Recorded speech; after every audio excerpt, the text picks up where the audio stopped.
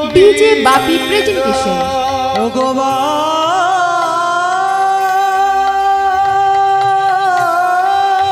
निदाय गौर प्रेमानंदे हरि बोल हरि बोल हरि बोल।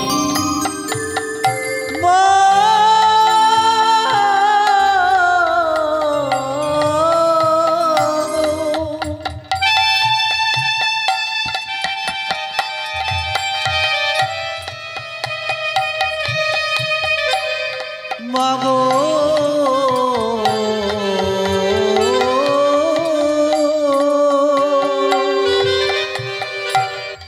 दाओ गोविंदाय मागो আমি চলে যাই চলে যাই আমি চলে আমি চলে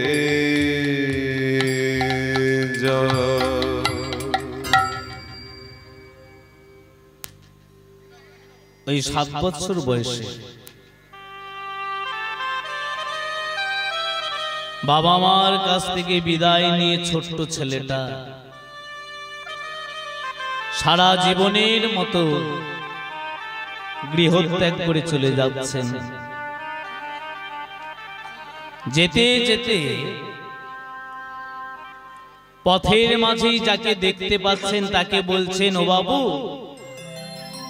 তোমরা বলতে পারো যে নবদ্বীপ কত দূরে?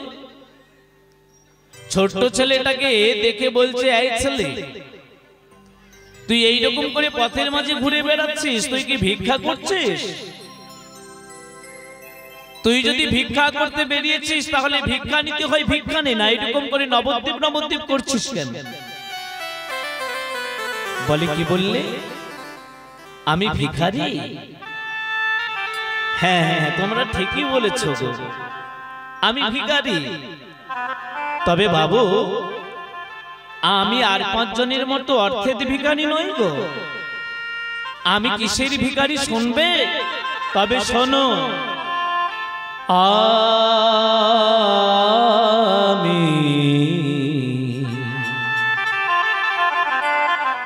আমি প্রেমের ভিখারি, প্রেম ভিক্ষা করি যাব গো নদিয়া। প্রেমের ভিখারি নিতাই গৌর প্রেমানন্দে হরি বল হরি বল। যাব গো নদিয়া। প্রেমের ভিখারি প্রেমে ভিক্ষা করি যাব গো নদিয়া। প্রেমের ভিখারি প্রেম ভিক্ষা করি যাব গো নদিয়া। একবার হরি হরি বলে দুটি বাহু তুলে, একবার হরি হরি বলে হরি নিতাই গৌর প্রেমানন্দে হরি বল হরি বল।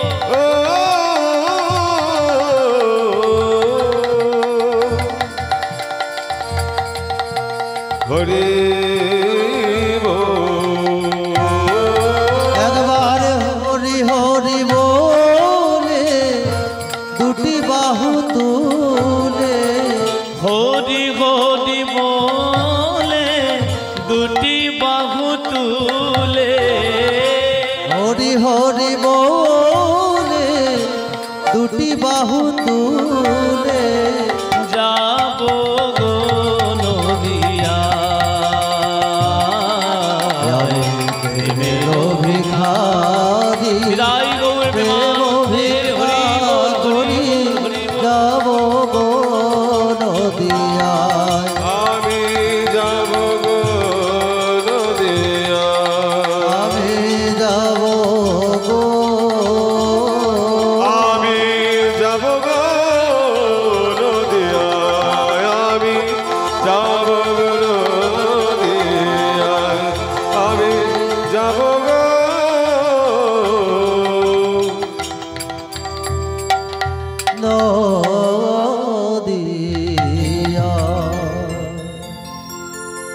পথের মাঝে যখনই এমন কথা বলেছে তখনই একজন পরম বৈষ্ণব বলে বলল, শোনো বাবা, তুমি তো নবদ্বীপে যেতে চাইছো, তাহলে সোজা পথ ধরে চলে যাও। এই সোজা পথ ধরে গেলেই তুমি নবদ্বীপে পৌঁছাতে পারবে। এই বলে ছোট্ট দুঃখী কি করলো, সোজা পথ ধরে হাঁটতে হাঁটতে নবদ্বীপে গিয়ে হাজির হয়েছে। কিন্তু লোক মুখে সংবাদ পেল সেইখানে ভগবান চৈতন্য মহাপ্রভু আর নাই। আবার কোথাও তিনি শুনতে পেলেন ভগবান নীলাচল ধামেও আর নাই। ভগবান নাকি ইহ জগতের লীলা পরিত্যাগ করে তিনি নিত্য লীলায় অবস্থান করছেন। তাই নবদ্বীপের মাটি ক্রন্দন করতে করতে ছোট্ট দুঃখী ভিজিয়ে ফেলছেন, আর মনে মনে ভাবছেন যে আমি তো মহাপ্রভুর দর্শন পাবো বলে এত কষ্ট করে এই নবদ্বীপ ধামে এসে হাজির হয়েছে, কিন্তু আমি এক কাজ করি, মহাপ্রভুকে যখন চাক্ষুষ আমি আর দেখতে পেলাম না, তাহলে কোনো একজন পরম ভক্তের চরণ আশ্রয় করে আমি আমার জীবনটাকে সার্থক করে নেব। তাই নবদ্বীপ পরিত্যাগ করে নিজের পায়ে হাঁটতে হাঁটতে তিনি অম্বিকা কানলায় গিয়ে হাজির হয়েছেন। ওই অম্বিকা কানলায় একজন পরম বৈষ্ণব হৃদয় চৈতন্য প্রভুর চরণ তলে গিয়ে ছোট্ট দুঃখী একদম আছাড় খেয়ে পড়েছেন। প্রভু গো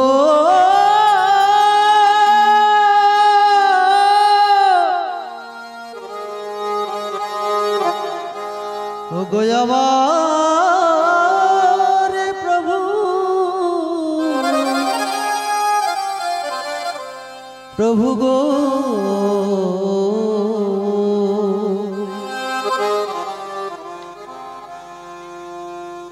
ভক্তমণ্ডলী, ভক্তিমতী মায়েরা, হৃদয় চৈতন্য ঠাকুর একেবারে চমকে উঠেছে।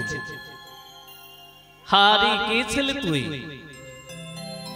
এইরকম করে আমার চরণে এসে পড়লি কেন? বলে, গুরুদেব, আমার নাম হলো দুঃখী মণ্ডল।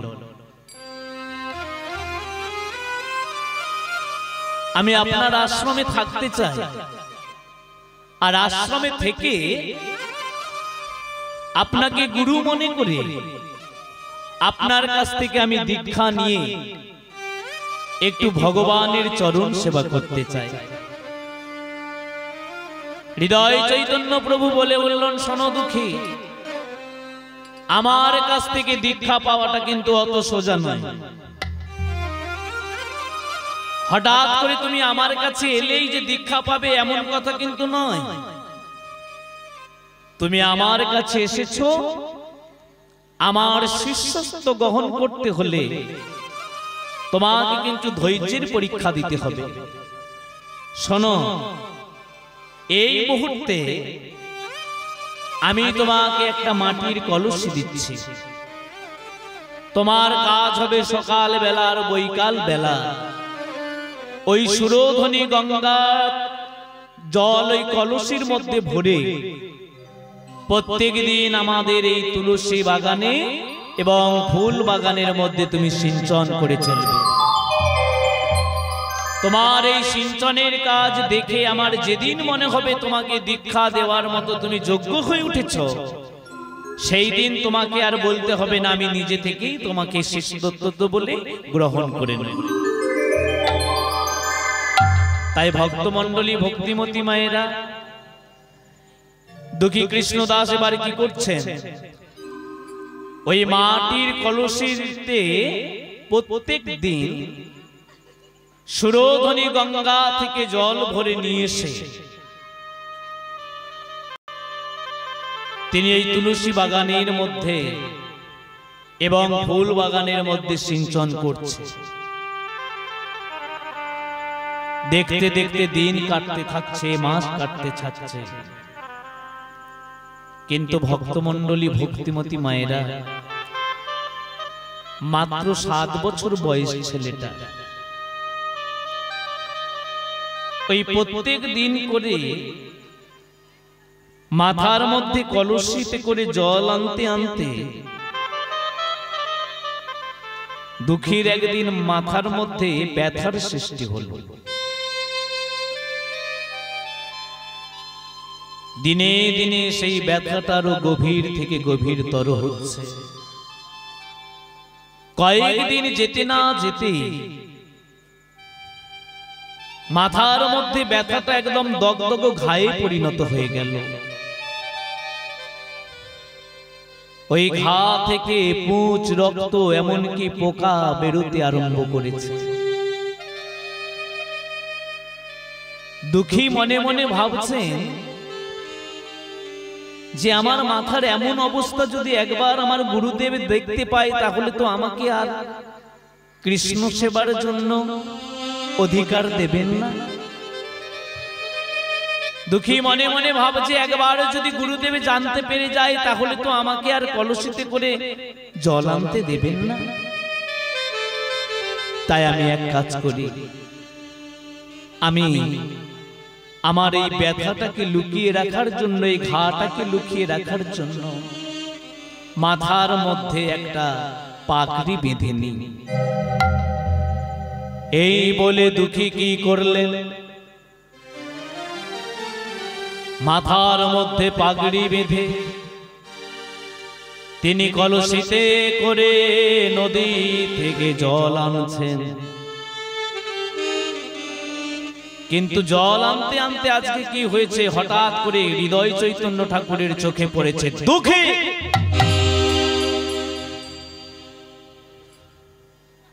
তুমি মাথায় পগড়ি বেঁধেছো কেন? আমি তো তোমায় মাথার মধ্যে পগড়ি বাঁধতে বলিনি। তোমার দেহের মধ্যে এত যত্ন। শুনে রাখো বাবা,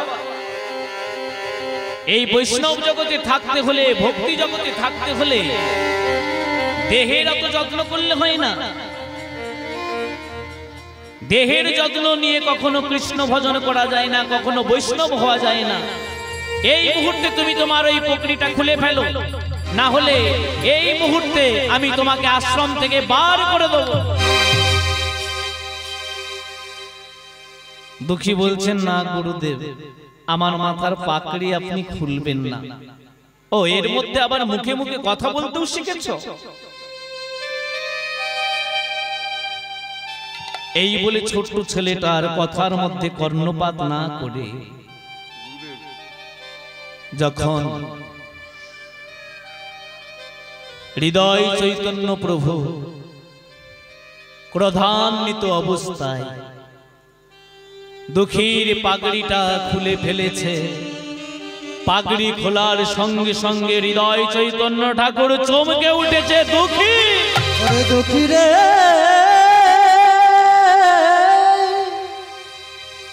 ওরে দুঃখী রে, ওরে দুঃখী রে,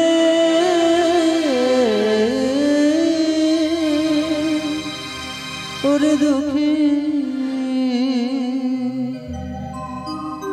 ভক্তমণ্ডলী, ভক্তিমতী মায়েরা, হৃদয় চৈতন্য ঠাকুর দেখতে পেলেন ছোট্ট দুঃখীর মাথাটা একদম ঘায়ে ভরে গেছে।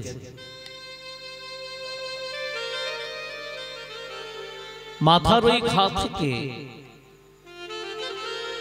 কপাল দিয়ে পুঁজ রক্ত গড়িয়ে গড়িয়ে পড়ছে। কপালের মধ্য থেকে ধীরে ধীরে পোকা বেরিয়ে আসছে। হৃদয় চৈতন্য বলে উঠল, দুঃখী, তুই তোর বাবা মাকে পরিত্যাগ করে আমার আশ্রমে এসে উঠেছিস বাবা। তোর যে মাথার মধ্যে এত ঘা হয়ে গেছে, এটা আমায় আগে জানাসনি কেন? তখন দুঃখী কি বলছেন দেখুন, ও গো গুরুদেব,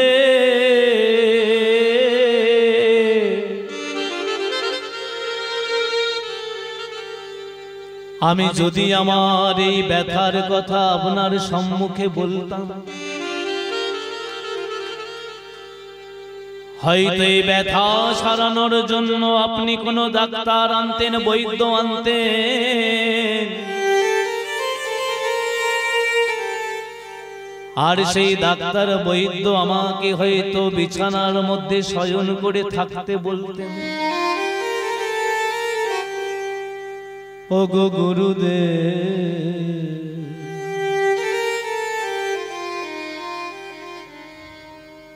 আমি বিছানার মধ্যে শয়ন করে থাকলে হয়তো আমি দৈহিক একটু শান্তি পেতাম, কিন্তু গুরুদেব,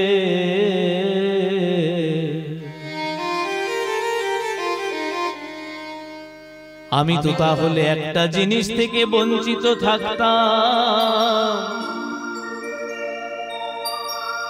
আপনি এই সেবার কাজ অন্যজনকে দিয়ে দিতেন, দিয়ে দিতে আমি যেমন করে প্রত্যেক দিন সুরধনী গঙ্গা থেকে কলসিতে করে জল ভরে নিয়ে আসি, ভরে নিয়ে আসি, সেই কাজটা তো আমি হয়তো আর করতে পেতাম না। পেতাম না। তাই আমি কৃষ্ণ সেবায় বঞ্চিত হতাম। আমি কৃষ্ণ সেবায় বঞ্চিত হতাম।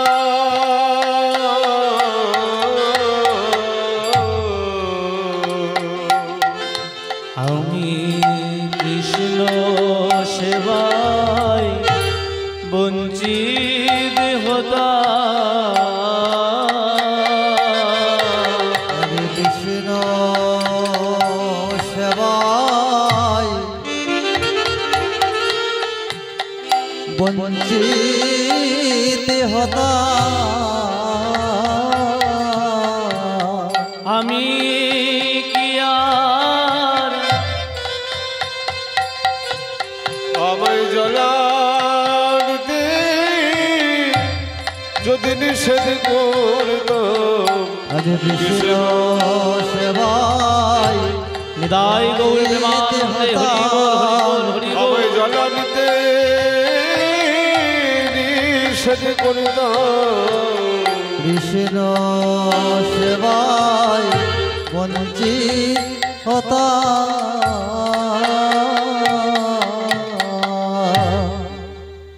হৃদয় চৈতন্য ঠাকুর যখনই এমন কথা শুনেছেন, তখন তিনি কি আর স্থির থাকতে পারেন? তিনি বলে উঠলেন, শোন দুঃখী,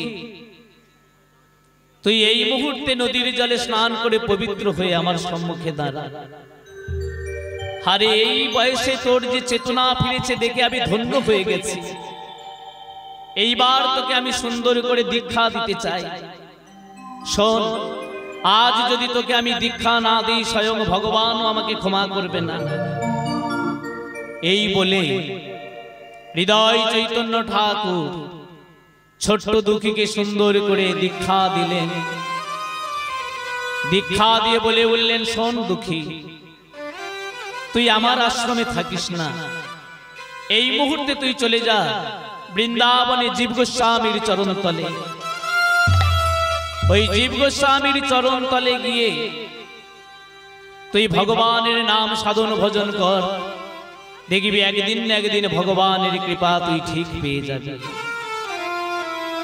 তবে শোন, আজ যখন তোকে আমি দীক্ষা দিয়েছি, তোর নতুন আমি একটা নামকরণ করে দেব। যার এত চেতনা হয়েছে অল্প বয়সে, কৃষ্ণ পাওয়ার জন্য, ভগবান পাওয়ার জন্য যার অল্প বয়সে এত চেতনা, তাই আমি আজ থেকে তোর নাম দিলাম কৃষ্ণ দাস। দুঃখী বলে বলল, গুরুদেব অপরাধ নেবেন না, আমাকে কেউ যদি নাম জিজ্ঞাসা করে আপনি যে কৃষ্ণদাস নাম দিয়েছেন এটা বলবো, আর আমার বাবা মা যে নাম দিয়েছে সেটা বলবো না, তা কখনো নয়। তাহলে আমার বাবা মা আমার নাম দিয়েছিল দুঃখী, আপনি দীক্ষার পরে সুন্দরী করে আমার নাম দিলেন কৃষ্ণদাস। তাই কেউ যদি আমার নাম জিজ্ঞাসা করে আজ থেকে আমি সবাইকে বলবো আমার নাম দুঃখী কৃষ্ণদাস। তাই গৌর প্রেমানন্দের হরি বল। তাই বৃন্দাবনে চলে যাচ্ছেন গুরুদেবকে শেষ প্রণাম জানিয়ে। বৃন্দাবনে যাবার সময় দুঃখী সুন্দর করে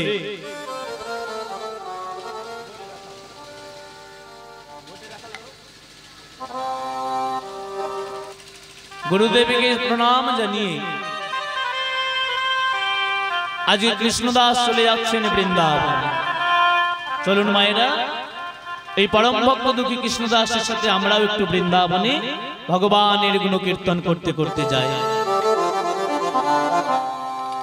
গোঠে রাখা বলে দে রে,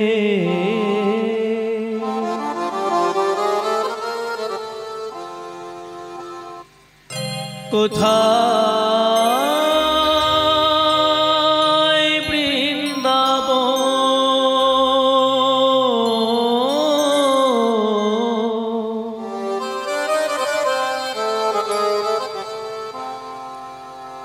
রাখাল রাজা গোপাল আমার খেলে অনু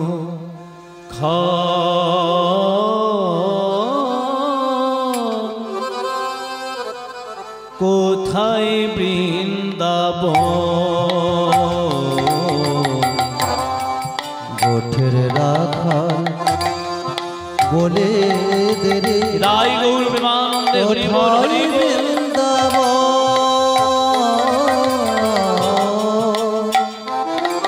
যথায় রাখাল রাজা গোপাল খেলে জন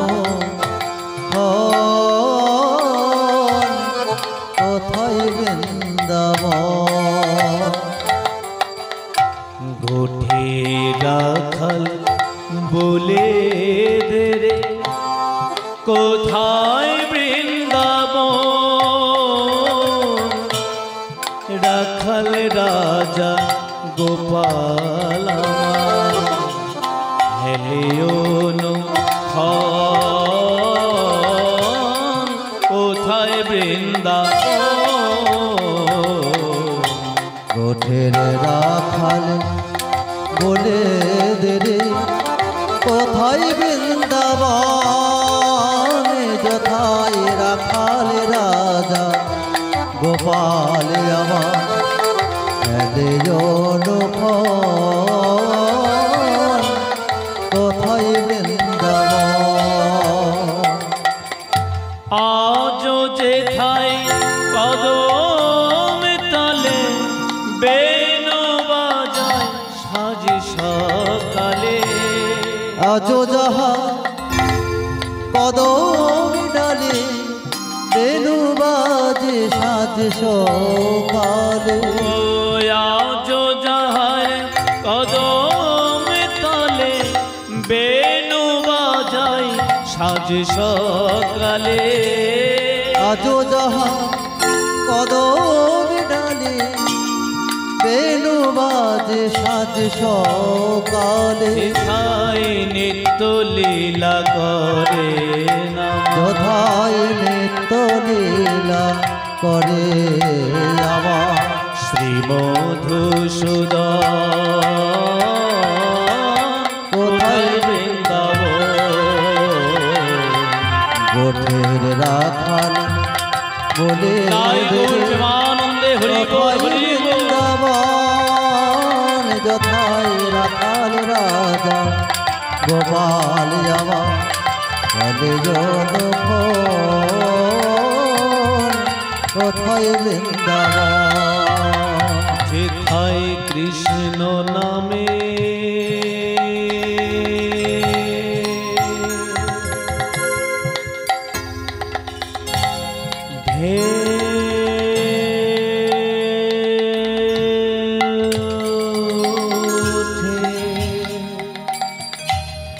খুনি যমুনায় তমাল বনে আজো কাল নপুর শোনা যায় গো নপুর শোনা যথা কৃষ্ণ নামে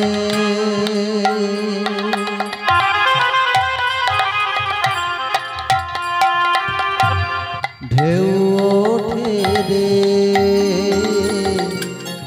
সুনীল যমুনা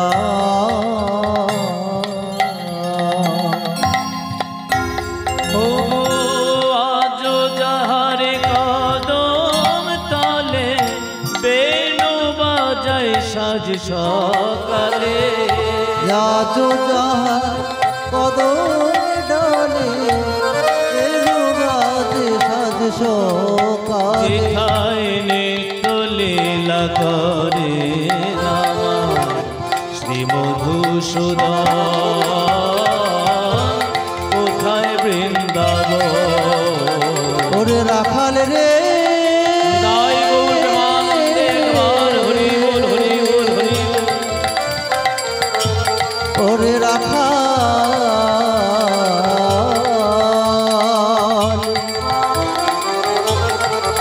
বলে দে বলে দে বলে দে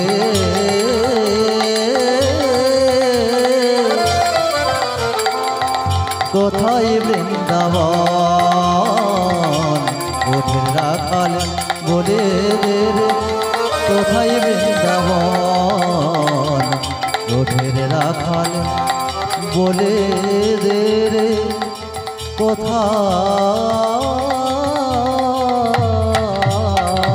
বৃন্দাবন।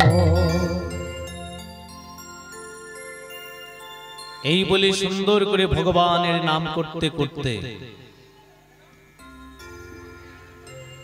ছোট্ট দুঃখী বৃন্দাবনের মাটিতে গিয়ে জীব গোস্বামীর চরণতলে গিয়ে হাজির হয়েছেন। ভক্তমণ্ডলী ভক্তিমতী মায়েরা, কেউ যদি প্রাণ ভরে একবার ভগবানকে ভালোবাসেন, দেখবেন ভগবানের চরণ পাওয়ার জন্যে সে স্থির থাকতে পারেন, একদম পাগল হয়ে যায়। কারণ ভগবান নিজের মুখে বলেছেন যে কেউ যদি আমাকে পাওয়ার জন্যে এক পা হাঁটে, তাকে আমি বক্ষ মাঝে জড়িয়ে ধোয়ার জন্য 100 পা অন্তত হেঁটে যাই। আমাকে লাভ করার জন্য কোনো ভক্ত যদি এক কোমর জলে নামে, আমি তাকে বক্ষ মাঝে জড়িয়ে ধরার জন্য 1 গোলা জলে পর্যন্ত নেমে যাই। তাই ভক্তমণ্ডলী ভক্তিমতী মায়েরা, একটা ছোট্ট গল্প বললে আপনারা বুঝতে পারবেন যে শুধুমাত্র মনের বাসনা থাকলেই কিভাবে ভগবানের চরণ পাওয়া যায়। এক পরম বৈষ্ণব তিনি কি করতেন, একটা পর্ণকুঠিরের মধ্যে দীর্ঘদিন ধরে বসবাস করতেন। ভগবানকে নিত্য সেবা দিতেন। এই ভগবানকে নিত্য সেবা দেবার জন্য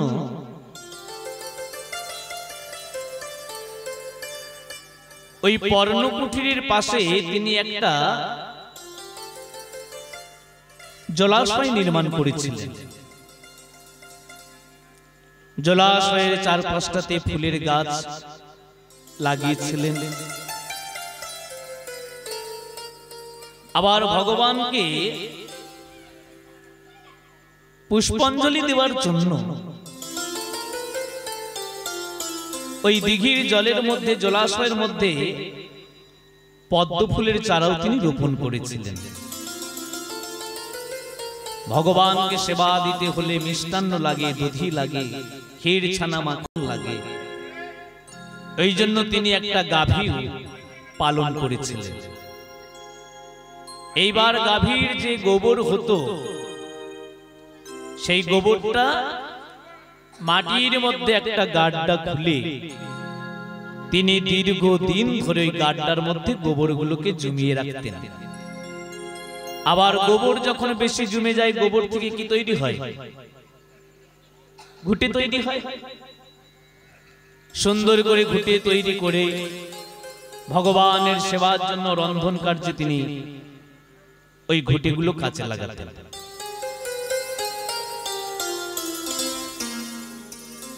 দীর্ঘদিনের গোবর যদি কোথাও পড়ে থাকে,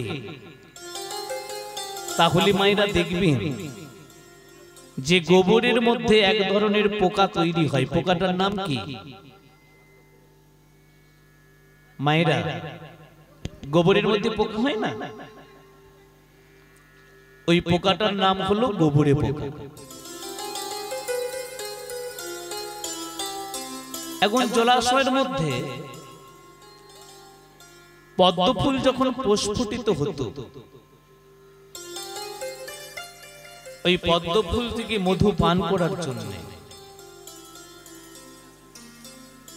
কালো কালো ভ্রমর আসত।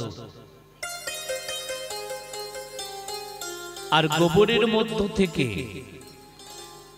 গোবরের পোকা প্রত্যেক দিন দেখত যে কালো ভ্রমরগুলো এসে পদ্ম ফুলের মধ্য থেকে মধু পান করে আবার তারা ফিরে যেত।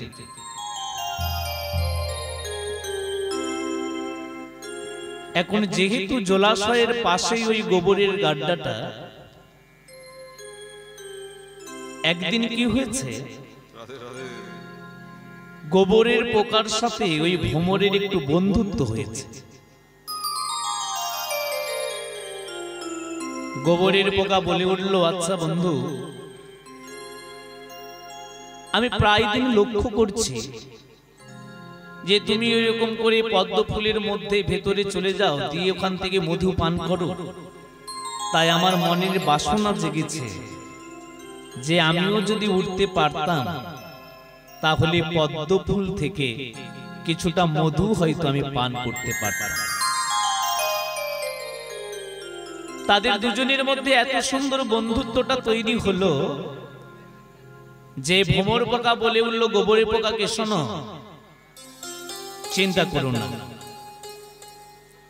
তুমি উঠতে পারোনি তো কি হয়েছে, তুমি আমার পিঠের উপরে চড়ে বসো, আমি তোমাকে সুন্দর করে ওই গোবরের পোকার মধ্যে ছেড়ে দিয়ে চলে আসবো। প্রাণ ভরে মধুপান সমাপ্ত হলে আবার তোমাকে আমি এই পদ্ম ফুল থেকে নিয়ে এসে গোবরের মধ্যে ছেড়ে দেব। এখন গোবরের পোকাটাকে কি করেছে ভ্রমর, পিঠে করে পদ্ম ফুলের মধ্যে গিয়ে বসিয়ে দিয়ে ভ্রমরটা ওই জলাশয়ের পাড়ে এসে বসেছে। এখন গোবরের পোকা কোনোদিনও তো মধুপান করেনি, সে পদ্ম ফুলের মধ্য থেকে চিৎকার করে বলছে, আরে ও বন্ধু, তোমার ওই ফুলের মধ্যে মধু কোথায়? বলে, তুমি যে স্থানে বসে আছো ওই স্থানে তো মধু পাওয়া যাবে না, ওইখান থেকে ফুলের মধ্যে আরেকটু ভেতরে প্রবেশ করতে হবে। গোবরে পোকাটা কি করেছে, আরো একটু ভেতরে প্রবেশ করে গেছে। সেখান থেকে আওয়াজ দিয়ে বলছে, আরে ও বন্ধু, এইখানেও তো ওই মধুটা পাচ্ছি না। বলে, ওইখানেও তো তুমি পাবে না, আর একটু ভেতরে প্রবেশ করতে হবে। আবার একটু ভেতরে প্রবেশ করে সেখান থেকে বলছে, আরে ও বন্ধু, এইখানে মধু কোথায়? বলে, তোমাকে আর একটু ভেতরে প্রবেশ করতে হবে। ভক্তমণ্ডলী, ভক্তিমতী মায়েরা, এবার একটু উপলব্ধি করুন যে ভগবানের চরণ পেতে হলে এই যে ভক্তি জগৎ, এই ভক্তি জগতের পাপড়ির মধ্যে বসে থাকলে কিন্তু ভগবান পাওয়া যাবে না। ওই গোবরের পোকার মতো ধীরে ধীরে আপনাদেরকেও ভক্তি যা সাগরের মধ্যে ডুব দিতে হবে। যেদিন কি ভক্তি সাগরের মধ্যে ডুব দিতে পারবেন, এই ভক্তি সাগরের গভীর থেকে যত গভীর তরতে যেতে পারবেন, সেদিন দেখবেন গোবরে পোকা হলেও ফুলের মধ্য থেকে মধুটা আপনারা পান করতে পারবেন। দেখুন, গোবরে পোকার ইচ্ছা ছিল মধু পান করার, সে তো পদ্ম ফুলের মধ্যে প্রবেশ করে মধু পান করছে। এখন মধু পান করতে করতে ঘটনাটা ঘটেছে কি, পদ্ম ফুলের পাপড়িগুলো এখন বন্ধ হয়ে গেছে। আর এদিকে জলাশয়ের পারে বসে ভ্রমর ভাবছে যে আমার বন্ধু কিভাবে এরকম করে গোবরের মধ্যে থাকে, তো দুর্গন্ধ উঠছে। তাই গন্ধ সহ্য করতে না পেরে ভ্রমর কি করেছে, ভুলবশত নিজের বাড়িতে ফিরে গেছে। তাহলে ভ্রমরের জীবনটা তবুও কি করে সার্থক হলো দেখুন। দেখতে দেখতে পরের দিন প্রভাতকাল আগত হয়েছে। প্রভাতকালে ওই যে পরম বৈষ্ণব পর্ণকুটিরের মধ্যে ভগবানকে প্রত্যেক দিন পুজো করতেন, তিনি সর্বপ্রথমে